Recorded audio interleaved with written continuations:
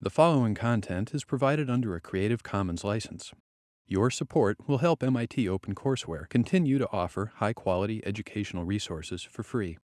To make a donation or view additional materials from hundreds of MIT courses, visit MIT OpenCourseware at ocw.mit.edu.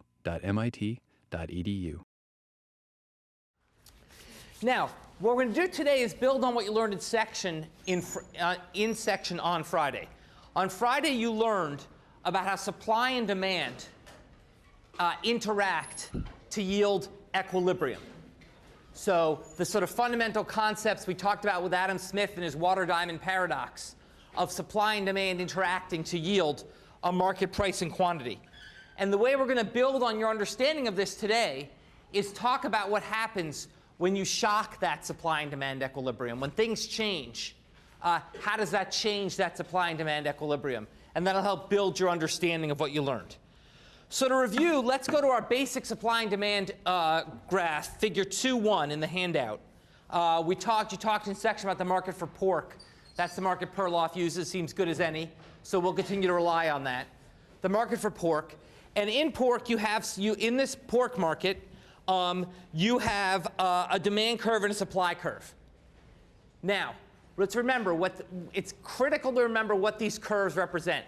Once again, for this course, ideally, you will understand all concepts on 3 levels: intuitively, graphically, and mathematically. Okay? But the intuitive is the most important, especially for those of you who aren't going to go on and do a whole lot of economics, where this is just sort of one of the few economics courses you'll take. It's very important for your lives and on using economics to understand this intuitively.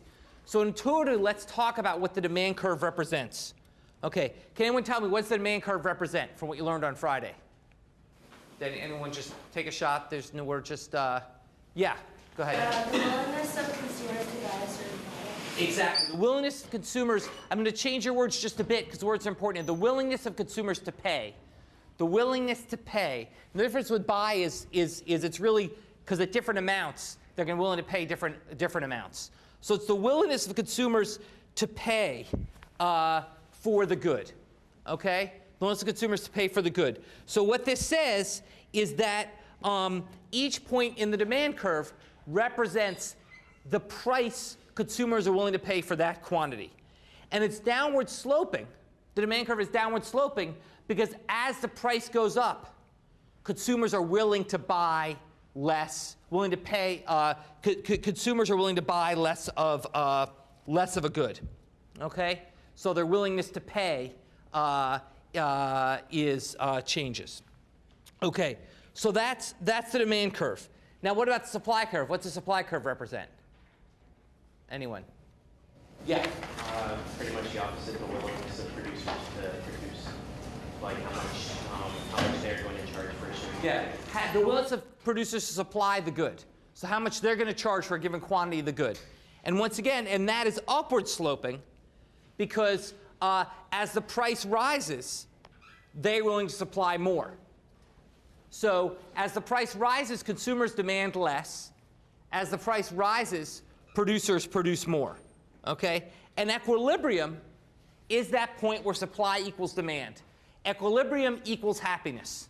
Okay? It's the point where suppliers and demanders are both happy. Okay?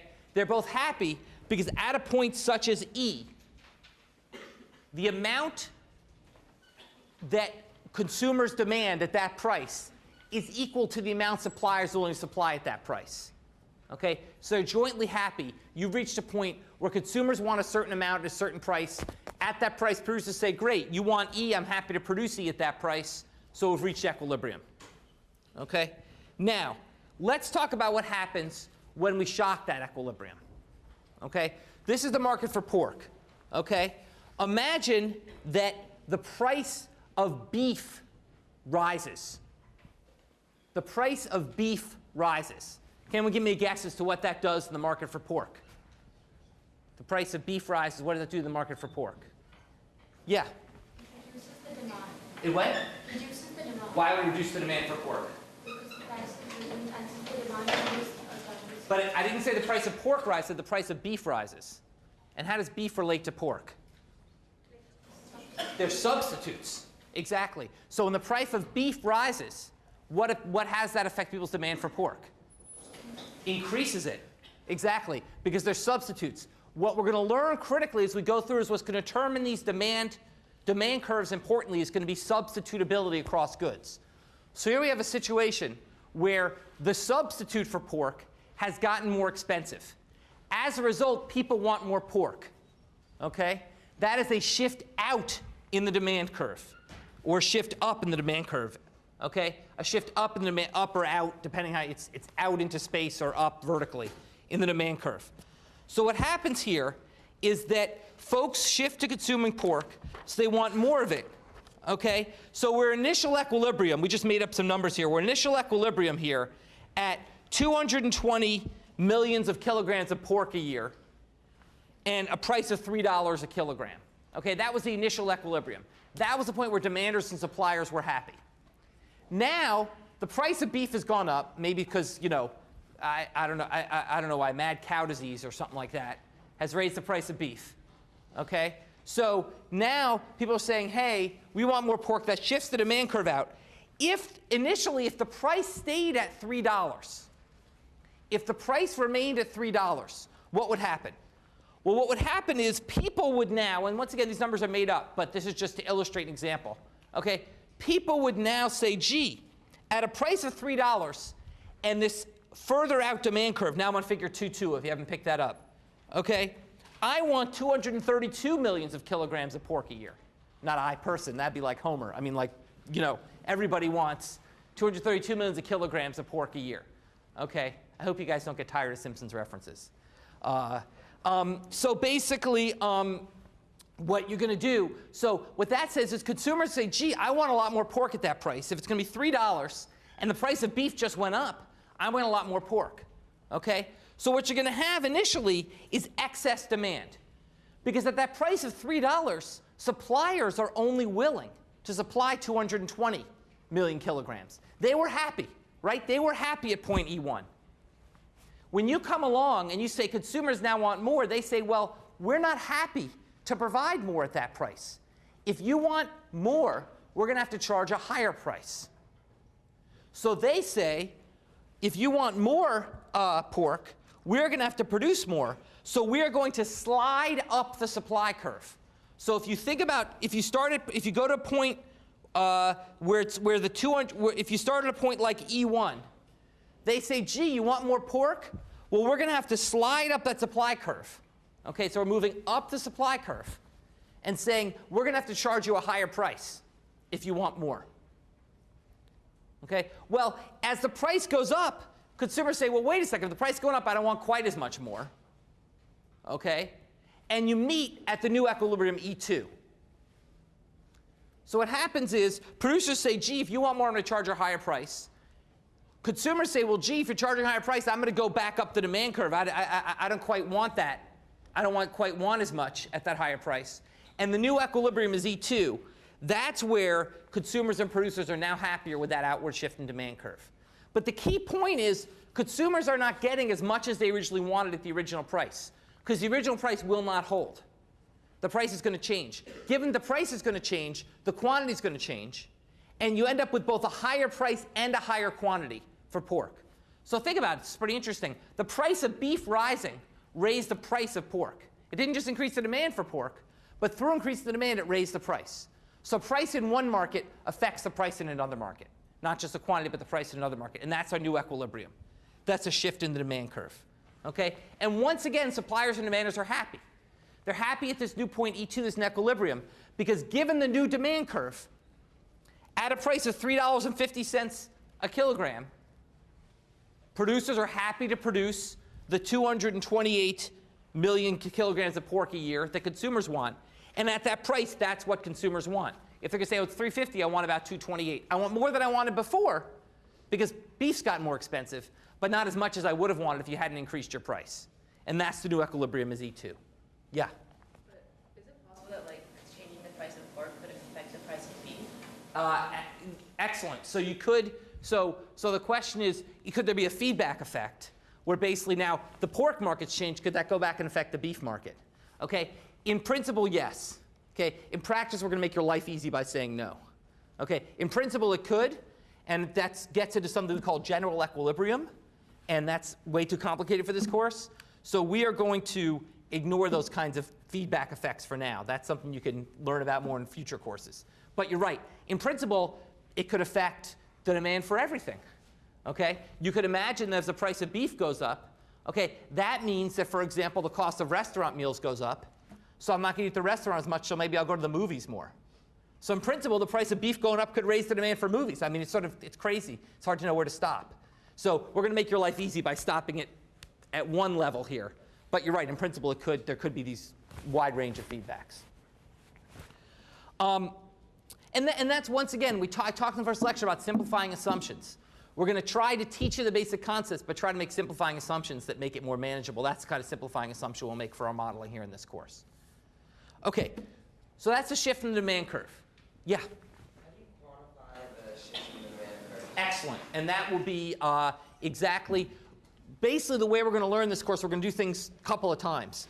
We're going to develop, when we talk about producer theory, we will teach you where this supply curve comes from.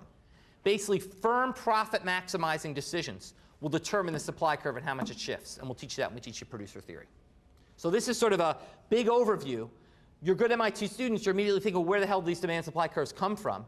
That's what we're going to get to. That's the whole point of consumer theory will give us the demand curve. Producer theory will give us the supply curve. All right, good questions. OK, so now let's talk about a different case. Let's talk about a shift in the supply curve. OK, so now let's suppose there's a drought. OK, and let's suppose there's a drought that only affects pork, because if the drought affected beef, that would then have these other feedback effects. Let's imagine there's a pork drought. I don't know what that would mean, but let's imagine that happened. OK, so suddenly it becomes more expensive, or let's just say there's mad pig disease. Let's imagine there's mad pig disease. OK, so suddenly it becomes more expensive to produce pork, because there's fewer pigs, it's more expensive to produce it. OK, so what that would do is that would cause a shift in the supply curve, inward or upward of the supply curve. OK, of the supply curve.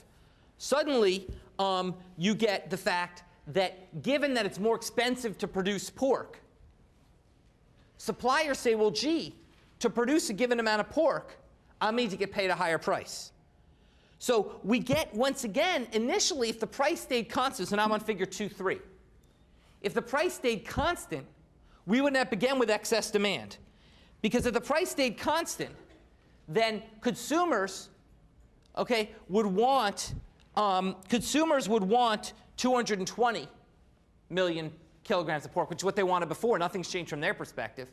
But producers would say, look, at that price, I can only now produce 205, because my supply curve shifted up. So once again, you have to move to a new equilibrium where suppliers and consumers are happy. That will happen at a point like E2. Okay? Because at E2, given the higher price of producing pork, producers will now say, OK, I'm happy to sell 215 million kilograms at 355. And consumers will say, well, gee, at 355, I don't want quite as much as I wanted before. I only want 215. And they're happy. Here's what's striking. We had two very different phenomena. We had demand shift and a supply shift. Both led to the same outcome. I'm sorry, both led to a higher price. Sorry, not the same outcome. Both led to price. One led to higher demand, to higher quantity sold in the market. So go back to figure 2.2. The price went up and the quantity in the market went up from 220 to 228. In figure 2.3, when the supply shift happened, the price also went up, almost exactly the same amount. But here the quantity fell.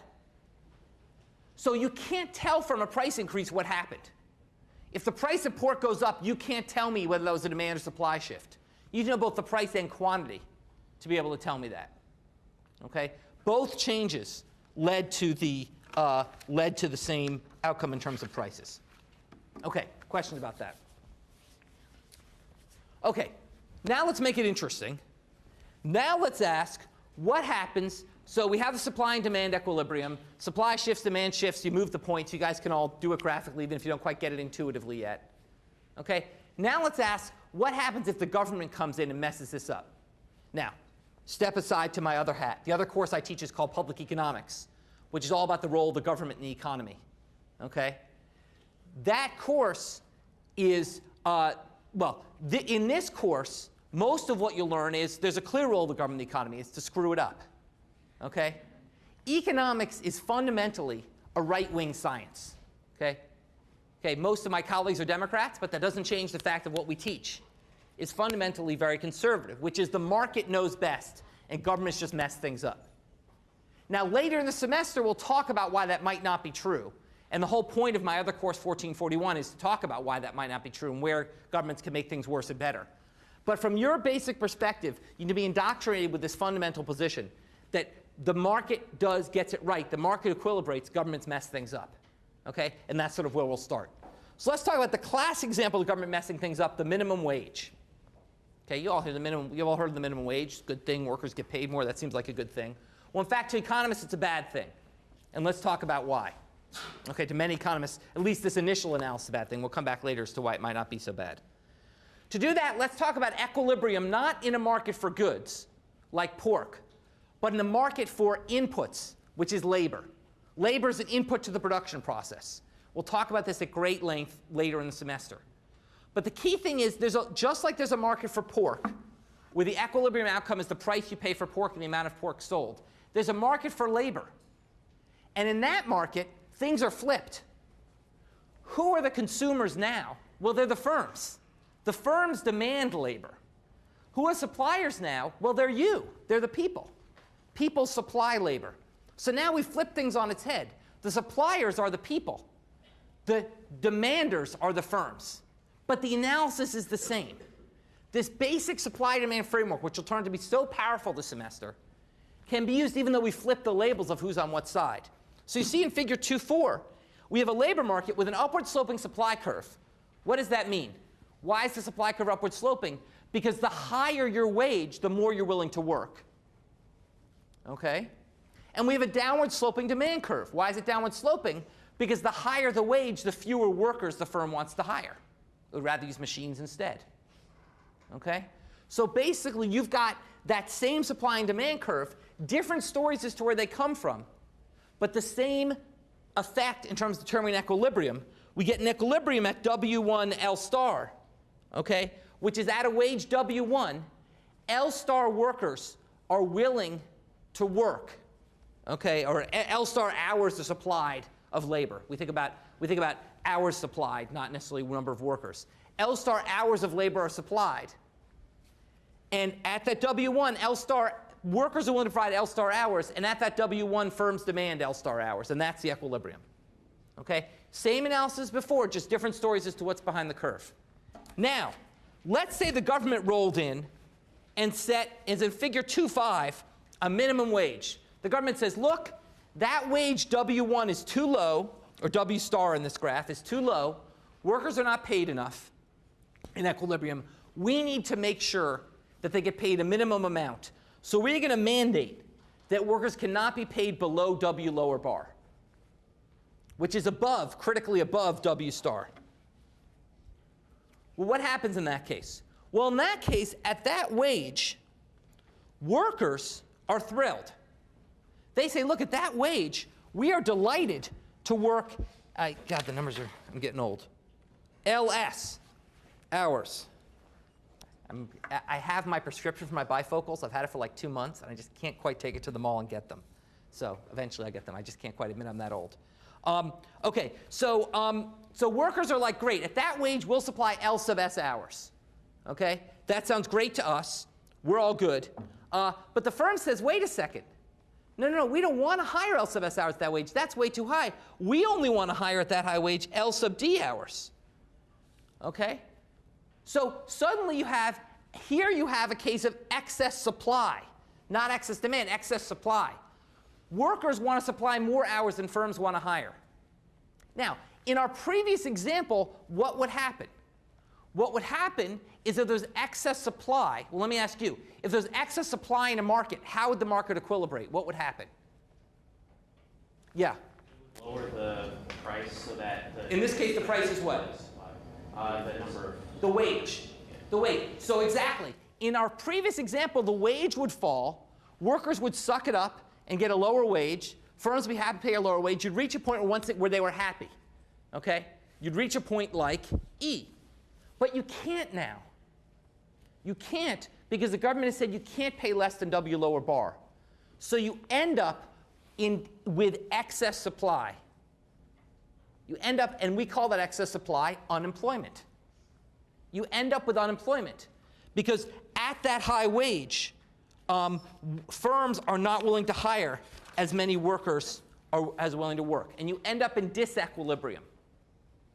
You end up not in equilibrium, but disequilibrium. Now, disequilibrium is kind of hard to think about because in some sense, this course is all about equilibrium. So I'm not talking about chaos or cats and dogs living together, breakdown of social order. That's not what I'm talking about. Okay? Disequilibrium, okay, there is still a market outcome. There is still, the market still settles at a point. In this case, what happens is the market settles at a wage of W lower bar, because it has to, and at an amount of labor delivered at L sub S, that low amount of labor delivered. Because when you're in disequilibrium, okay, the outcome of quantity and prices is determined by the constrained party. That's the way I like to think about it. You can think about it whatever you want, but here's the point. Workers can't work if firms won't hire them. So if you want to say, look, we're going to end up at W lower bar, how much labor is going to be in the market? Well, it's up to the firms, right? They get to decide. They're going to say, look, we don't want more than L sub D, so that's how many jobs they're going to provide. And so the new outcome is going to be at a wage W lower bar and an amount of hours L sub D. Okay? So basically, you end up with this unemployment situation where only L sub D workers are hired and the wage is W lower bar. Okay? Now, let me ask a question. What would happen if W sub lower bar was set below W star? What if I'd redrawn this diagram so W lower bar was below W star? Yeah? The market would equilibrate at E. Yeah, nothing would happen at the end of the day. And here's the key point, very important point to remember, which is that markets are very robust. Economic markets are very robust. And if they can undo the effect of government intervention, they will. So if the government tries to come and intervene in a way which markets can undo and get back to where they wanted to be, they will. That original point E is where the market wants to be. That was where it was happy. It can't get there in the example I taught here with W lower bar above W star. But if W lower bar was below W star, it could get there and be happy, so government intervention would make no difference. Okay? That's one example of a government intervention. Let's do another example, and then I want to talk about the pros and cons of these government interventions. Let's do another example. Gas price ceilings. Okay? Gas price ceilings. Okay? So let's consider a cap on how much can be charged for gas. Seems pretty sensible policy. Gas is crazy expensive. We all like to drive. So let's consider a cap on the price of gas. Imagine, for example, we're initially in equilibrium in figure 2.6 with demand of Q2 and a price of P1. We're all happy. Okay? Now let's imagine there's an oil crisis. Gas, because let's say oil companies decide it's a good idea to drill 8 miles underground and everything explodes and we're suddenly running out of oil. Okay? So suddenly, all of a sudden, there's a constraint in the supply. Suddenly, there's a I'm sorry, my bad. We're initially in equilibrium at E1. My bad. We're initially at equilibrium at E1 with a price of P, okay, with a price of P1. There's a bit of mislabeling here. On the vertical axis, that upper price should be P2. So on the vertical axis, you see there's P1 equals P. Then above it, it says P1 again. That should say P2. So we're initially in equilibrium at point E1 with a price of P1 and a quantity of Q1. Now, oil tanks blow up all over the world. Suddenly that means there's a restriction in the supply of gas. Suddenly there's not as much gas as can be produced. So that's an upward shift in the supply curve, just like we talked about before. And absent any government intervention, the supply curve would shift up to S2. Consumers would want less gas, and you'd reach a new equilibrium at E2. And once again, I'm talking about equilibrium as being where people are happy. Now you can say, well, gee, people aren't happy paying a higher price for gas. Well, that's why I'm a bit glib using the term happy. It's a point where the suppliers and demanders are jointly willing to make the deal. Okay? And they're willing to make the deal at E2. They're willing to say, look, given how many oil rigs have blown up, we're happy to equilibrate the market now at a higher price and a lower quantity. But then, it's September 2010, there's an election 2 months away. President Obama isn't very happy about this. Okay, he says, forget it. We're going to cap the price at P. We were paying P before, we can pay P again. Those stupid oil companies can suck it up. They're the ones who drilled 8 miles underground. They're the ones who blew everything up. They can suck it up. We're keeping the price at P. We'll help the consumer. Okay, we'll keep the price. Well, what happens? What happens is that consumers are now great. We continue to want Q1. That's where before we were happy. Okay, but producers say, well, you know what, President, we can't supply that much at that price because it costs us so much to drill oil now. Okay, that if you're going to force us to keep the price at P1, we are only going to supply Q sub D because we just can't supply at that low price. We're going to supply Q sub D. So what happens, you end up with excess demand. Consumers want Q sub D gallons. Producers are going to willing to produce only Q sub S. And you end up with disequilibrium. And in this case, once again, the amount sold is what the producers are willing to sell. It doesn't matter how much consumers want if producers aren't willing to sell it. You end up with disequilibrium, and you end up with much, much less gas being sold. Okay? So yeah, the price stays low, but the amount of gas being sold is much lower than if the president allowed the price to rise. Okay? So that's another example of a government intervention causing disequilibrium. Okay, so now, any questions about that? Yeah? In the last example you talked about, can't the government come in and give a subsidy to the oil producers to produce the same amount? Great, great. Hold that thought for 1441, but that's exactly what the government could do. The government has lots of tools.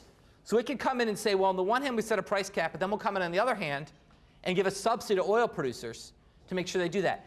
That has two problems. One is not so good with the voters. Like, gee, we're going to give subsidies to oil companies. Isn't that a great idea? Okay. Two is you got to raise the money somehow, which means you got to raise taxes. Also not so good with the voters. So it's, in general, not a good idea because you've screwed up on the one hand to screw up again. Because it's, two wrongs don't make a right, something you learn from an early age. If the government's messed up the market on the one hand, it's not generally a good idea to try to mess with it again to fix that. But that's exactly the kind of stuff we'll discuss in 1441. Yeah. Great segue to what I want to talk about next, which is what are the costs and benefits of these kinds of market interventions, of a minimum wage or a gas price ceiling? Why do we do this? I mean, the government, these aren't stupid people by and large. Okay? Why do governments do things like this? What are the costs and benefits? Okay? Now, later in the semester, we'll talk about welfare economics. By welfare has two meanings. We start to think of welfare as being money you distribute to poor people. That's one meaning. But when we say welfare in economics, we actually mean well-being, the well-being of society. And we'll talk about the well-being of society later on in the semester. But let's talk for a minute about this general topic and how do we think about the kind of welfare economics of these restrictions. Well, there's two costs and one benefit to these restrictions. Okay? The first cost is the efficiency loss. Okay, so the costs of things like the minimum wage and gas price ceilings, the first cost is the efficiency loss. And we are going to be much more precise. This lecture is sort of a chance to be loosey-goosey about things that I'll then make much more precise throughout the semester. We're more precise about what we mean by this throughout the semester. But the key point is, in economics, whenever there is a trade that can be made that makes both parties better off, and it is not made, that is an inefficiency. So in economics, we define efficient as when all trades that could make both parties better off are made. And wherever anything comes up that interferes, so a trade that could make both parties better off is not made, that is inefficient. There's an efficiency loss. And think about it, it makes sense. If both parties can be made better off by a trade and you don't let it happen, then society is worse off. Okay? That's the idea of an efficiency loss in economics. Economics is all about trading to make things work more efficiently. When you don't let that happen, you've hurt society. You have a welfare loss. Okay? Because something could have made both people better off. That would have been a good thing to do. You haven't allowed that to happen. Okay? And if we think about it, in both these examples, figure 2.5 and 2.6, there are trades that would have made both parties better off that we're not allowing to happen. So in the labor market case, think about a wage that's above W star and below W bar, lower bar. So wage in that interval. At that wage, workers would be happy, and take unemployed workers. Okay? Unemployed workers would be happy to work at a wage somewhat below W bar. Firms would be happy to hire them at a wage somewhat below W lower bar. But it isn't happening because the government has interfered. That's an efficiency loss. Likewise, look at figure 2.6. Okay? Consumers would be happy to pay a somewhat higher price and get some more gas. Producers would be happy to produce more at that higher price. But it's not happening. That's an efficiency loss. Okay? So an efficiency loss is whenever there are trades that can make both sides better off that don't happen. Okay?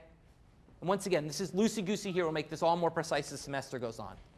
But it's important to get the big picture concept of what I mean by efficiency in economics, which is trades being made that make both parties better off.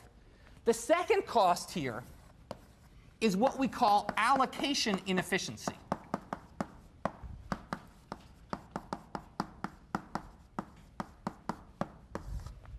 Remember in the first lecture, I talked about how prices play three roles in the market. They determine what is to be produced, they determine how it is to be produced, and they determine who gets it. That's called allocation. Price plays a critical role in making sure that the people who want the good the most get it. Because remember, that demand curve is a willingness to pay curve or a willingness to buy curve. Okay? What that lets us know is the further up the demand curve, the more people want the good. Okay? And we should make sure that those people are allocated that good. Okay? So in a world of equilibrium, we make sure the allocation happens. Anybody who wants the good at a price that consumers are willing to sell it gets it. Someone who doesn't want it at that price doesn't get it. Equilibrium takes care of that allocation problem. But in disequilibrium, it doesn't. So let's consider the gasoline example. Now we have a case where there are many, many people, in fact, all the folks who lie between QS and QD on that x-axis, all those folks want gas at that low price, okay, but can't get it. There's only QS being supplied. So what happens? Well, what happened? Folks, you guys weren't alive for this, but in the 1970s, does anyone know what happened when we did price ceilings of this type? Does anyone know what happened? Yeah. Gas shortage, and how did people respond? How was gas allocated in that gas shortage? People waited on huge lines. Basically, we couldn't use the price mechanism, so what do? We used the wait mechanism. Okay, just like they used to do in Russia all the time. Okay, and still do. Okay? If price can't, the point is it's got the gas that's limited, that QS, has got to get allocated somehow. In the market, it gets allocated by the price rising until the price is high enough that the set of people who want it at that price get it. With this gas price ceiling, that can't happen. So what happens? Lines for gas. Huge hours-long wait. I mean, this is sort of inconceivable now. Sometimes you have to wait at a gas pump. But pretty much you drive up, you get your gas, you leave. In the 1970s, literally you'd wait hours, multiple hours, on line to get gas. That was how the gas was allocated in the face of these gas price ceilings. Okay? Now this isn't, yeah? What about things like the government saying you can't shut off someone's gas in the winter, even if like there was like a price ceiling? Okay, let me come back to that. Yeah, hold that thought for a couple minutes. I want to come back to that. But I want to focus on these gas price lines and why they're bad. Okay? Well, these gas price lines are themselves a source of inefficiency, and why? Why is it inefficient to have people waiting in line for gas? Yeah. So they can be working or doing other things. They could be working. They could be out making trades that make everybody better off. They, instead of being in line waiting for gas, they could have been at work, working for a wage that they were happy to earn and their employer was happy to pay. So a trade is not being made, unless they're equally happy sitting in line waiting for gas, okay, which is doubtful. Okay? A trade is not being made, which makes both parties better off. What else? Did the government know about this? Yeah. Yeah, believe me, they did. But they said, well, gee, we can't let people pay those high prices. Governments face really hard decisions like this all the time. There's another problem, of course, which is what happens when people are waiting in line for gas. They're idling and using up gas. Okay, so in fact, there was a direct mechanical inefficiency as well, which is all the gas that was wasted while people idle in line waiting to get their gas. Okay, so that's the sort of kind of inefficiency you're used to thinking about as engineers. Okay, there's a mechanical inefficiency, but the main thing we care about is the allocative inefficiency, which is people would be better, trades are not being made because people sit in their cars waiting for gas. And that's inefficiency. And that inefficiency arises because we have to allocate the gas somehow. Okay, you can't get around that problem. Remember, we are the dismal science. Okay, we point out problems that cannot be surmounted. You can't get around that problem. That gas has to get allocated somehow. And if you don't let the price mechanism allocate it, some other more inefficient mechanism will arise to do so. Okay? Now, the trade-off, of course, is then you keep the price low, and the government's got to decide. Once again, it's against the political economy of how the governments make these decisions, and that's not really the point of this course. But that's the kind of decision they have to make. Now let's come, and this will touch on your question. Oh, do you have a question about this? Well, I just have a question actually about Yeah. so isn't it a little bit imbalanced? Because like, wouldn't people need work more than companies need people? Because like, for example, there are a lot of instances when companies think their wages is like $1 a day. People are so desperate for that money that they're willing to pay for it, even though they're not happy for it. You know? Yeah, I mean, basically, in some sense, you know, the bottom line is equilibrium is where people are going to work for what their company's willing to pay. Now, you could say if people want work when the company wants to offer it, that's sort of a difficult subjective judgment. But at the end of the day, if people are willing to work for $1 and the company's willing to hire them for $1, then that's a trade which should be made. Except, that's a great example to point out, same person who just said that, well, then tell me what's the benefit of a minimum wage? It's equity. That thing economists like to not think about because it's tricky. Okay? It's fairness. It's equity. It's unfair that you'd work for $1 a day. Okay? And people might be exploited and work for unfairly low wages. Okay? Likewise, it's unfair that we pay a huge amount for gas. Okay? And so we should keep the wage high and the prices low to make it fair. And that's the pro of the minimum wage. Yeah? I didn't quite get the point about equity because it is giving a few people a higher wage, right? But it's causing so much unemployment. So how's that equity? Wonderful. Wonderful point. Wonderful point. That's because in economics, okay, there's the direct effect and the indirect effect. And the direct effect is what voters understand, and the indirect effect is what we understand. Okay?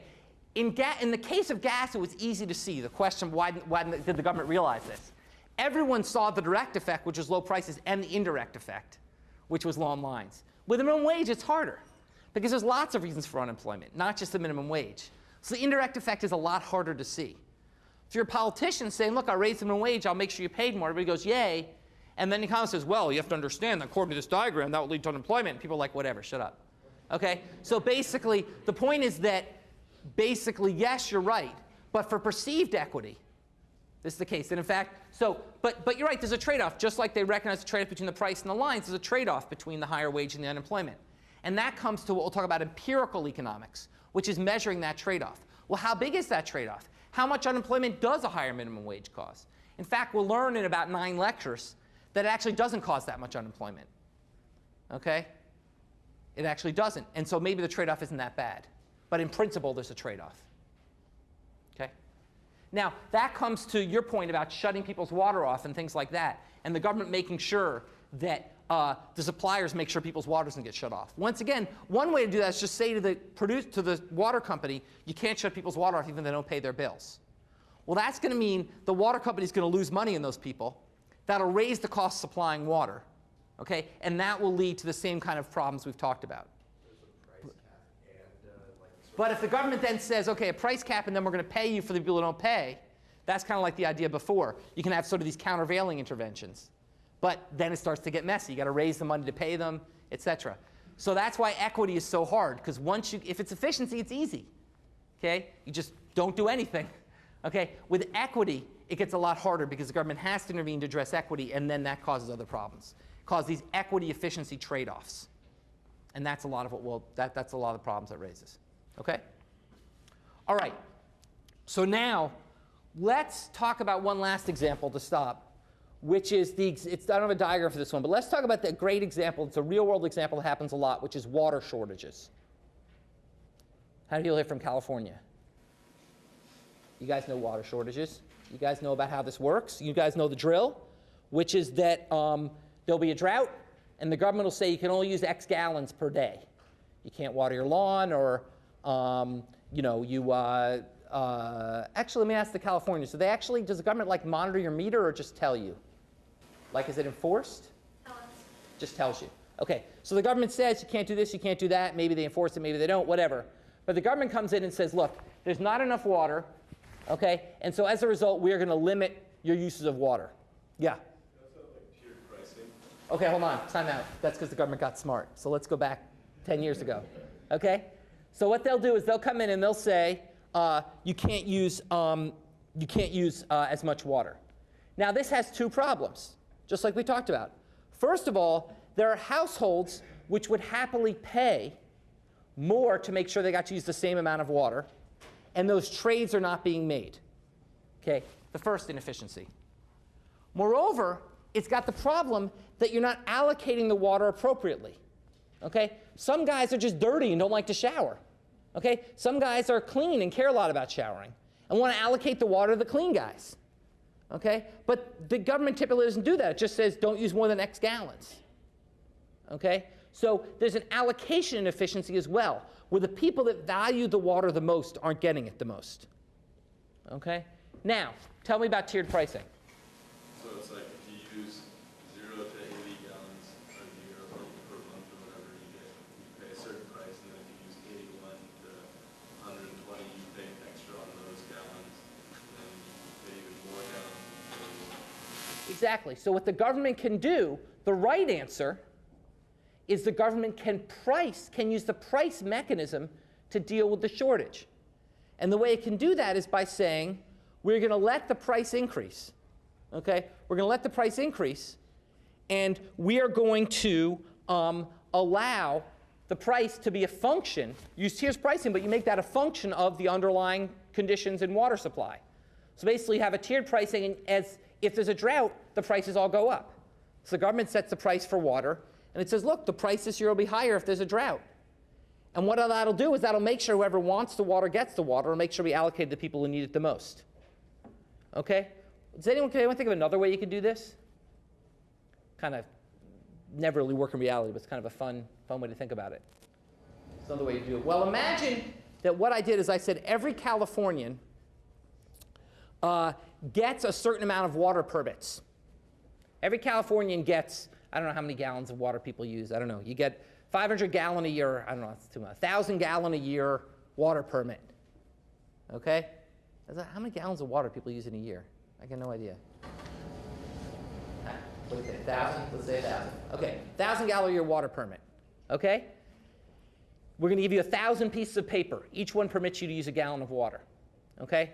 Now, what we're going to let you do is trade those pieces of paper with your neighbors. Okay? So what we're going to do is we're going to say in normal times, you can have 1,000. Basically, there's enough water, everyone gets 1,000. Okay?